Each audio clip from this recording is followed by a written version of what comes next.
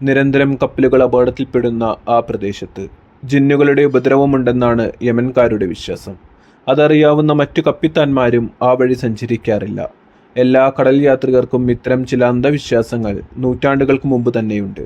അല്പദൂരം കൂടുമെങ്കിലും അവിടെ നിന്ന് 10 മൈൽ കിഴക്ക് മാറിയാണ് കപ്പലുകൾ സഞ്ചരിക്കുന്നത്.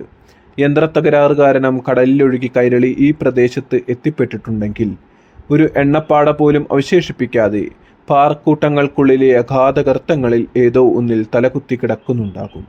പിടഞ്ഞു പിടഞ്ഞു മരിച്ച അതിനകത്തുള്ള മനുഷ്യരുടെ നിലവിളികൾ കടല് പോലും കേട്ടില്ല. ഇതെല്ലാം ഓർത്തപ്പോൾ തന്നെ ഞാനാകെ തളർന്നു. ഇത്ര നാളത്തെയും പ്രയത്നങ്ങൾ വെറുതെയാവുമെന്ന ചിന്ത എന്നെയാകെ ഉലച്ചു കളഞ്ഞു. ഒറ്റ രാത്രി കൊണ്ട് വറ്റിയ കടല് പോലെ ഇരുളടഞ്ഞു. 1979 ജൂൺ 30-ന് 20,583 ടൺ ഇരുമ്പയിരുമായി കിഴക്കൻ ജർമ്മനിയിലെ റോസ്റ്റോക്കിയിലേക്ക് പുറപ്പെട്ട കേരളത്തിൻ്റെ MV കൈരളി എന്ന ചരക്ക് കപ്പലിൻ്റെ തിരോധാനത്തെക്കുറിച്ചുള്ള അന്വേഷണമാണ് റിഹാൻ റാഷിദിൻ്റെ ഒരു നാവികൻ്റെ ഡയറിക്കുറിപ്പുകൾ എന്ന നോവൽ. ചരിത്രത്തോട് ചേർന്ന് നിന്നുകൊണ്ട് MV കൈരളിക്ക് എന്ത് സംഭവിച്ചു എന്ന് പറയാൻ ശ്രമിക്കുകയാണ് റിഹാൻ റാഷിദ് ഈ നോവലിലൂടെ.